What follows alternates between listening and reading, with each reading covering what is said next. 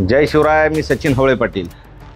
भावांनो, आपण 6 कोटी मराठी 29 ऑगस्टला मनोज जरांगे पाटील यांच्यासोबत मुंबईला गेलो.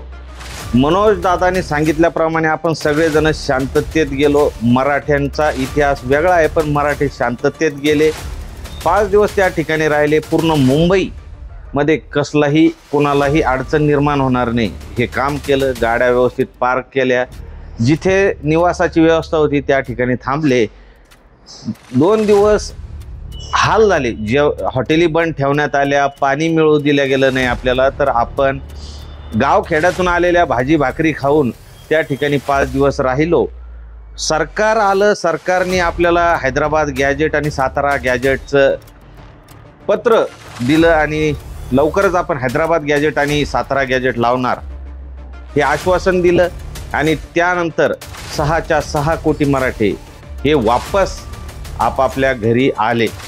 कुणालाच अडथळा निर्माण होऊ दिला नाही. कसलंही कायद्याला गालबोट लागेल किंवा कायदा सुव्यवस्था बिघडेल असं काम केलं नाही. पण भावांनो, हजारो फोन अशी येत आहे की आता आपण वापस आलेलो आहे. जवळजवळ 1 ते 1.5 महिना आपल्याला वापस येऊन झाला आणि आता आपल्या बांधवांना ह्या नोटीस यायला चालू झालेल्या आहे. जे मुंबईला आले त्यांना नोटीस आलेले आहे की त्या ठिकाणी मुंबईला जमावबंदी होती आणि तुम्ही त्या जमावबंदीमध्ये आले. तुम्ही कायदा सुव्यवस्था बिघडवली, ट्रॅफिकला अडथळा निर्माण केला, अशा पद्धतीच्या नोटीस येत आहेत.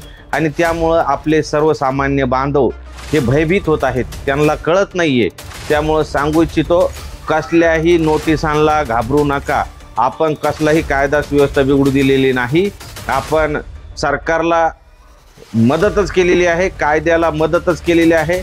तर माझं या व्हिडिओच्या माध्यमातून देवेंद्र फडणवीस साहेब यांना एक विनंती आहे. आपण विखे पाटील यांना पाठवलं होतं.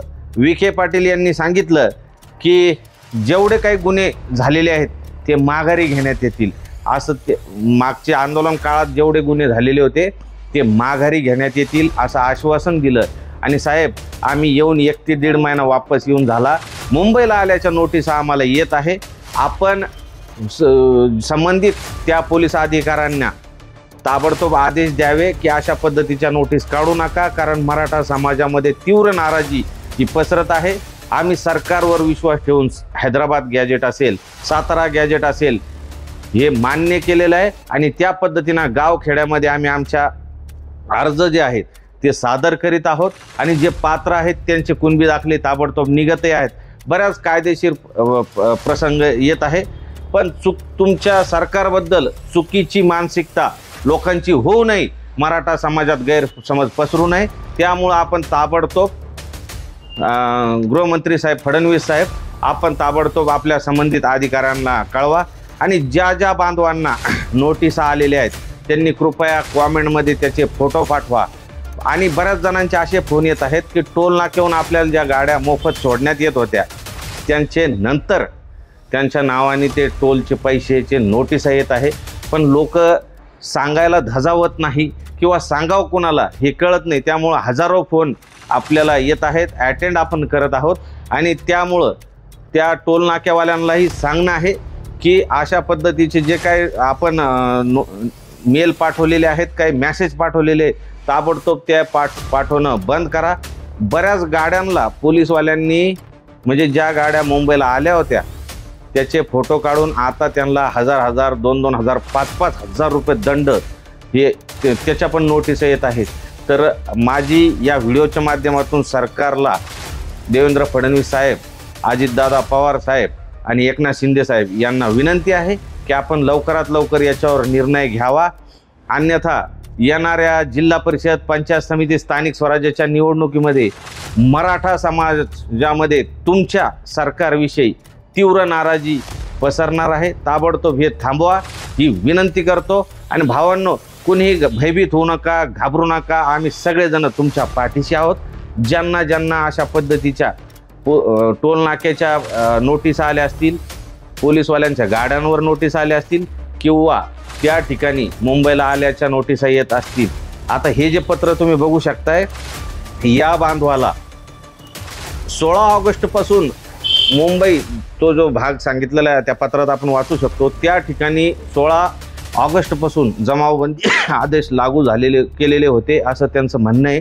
आणि त्या तुम्ही 29 ऑगस्टला त्या ठिकाणी आले, तुमच्यामुळं कायदा सुव्यवस्था बिघडली, त्यामुळं तुमच्यावर अशाशी कारवाई का करण्यात येऊ नये आणि तुम्ही मुंबईला हजर राहा आणि जेव्हा जेव्हा बोलवण्यात येईल तेव्हा तेव्हा हजर राहा, अशा पद्धतीची नोटीस त्या आपल्या बांधवाला, जामखेडचा बांधव अहिल्यानगरचा, त्याला आलेली आहे. त्यांनी ते मलपत्र पाठवलं आणि त्यामुळं सगळ्यांपर्यंत हा मॅसेज जावा, त्यासाठी अत्यंत तातडीचा आणि महत्त्वाचा संदेश हा तुमच्यापर्यंत पोहोचवतोय. कुणीच भयभीत होऊ नका. ज्यांना ज्यांना नोटीस आल्या त्यांनी खाली कॉमेंटमध्ये टाका किंवा माझा व्हॉट्सॲप नंबर घ्या 81 77 911 777. पुन्हा एकदा सांगतो 81 77 911 777. ह्या व्हॉट्सॲप नंबरवर त्या नोटिसा पाठवा. आम्ही ताबडतोब त्याच्यावर पुढची कारवाई करण्यासाठी, ते माघारी घेण्यासाठी आम्ही लवकरात लवकर सरकारला विनंती करतो. भावांनो, जास्तीत जास्त हा व्हिडिओ शेअर करा भावांनो. जय शिवराय.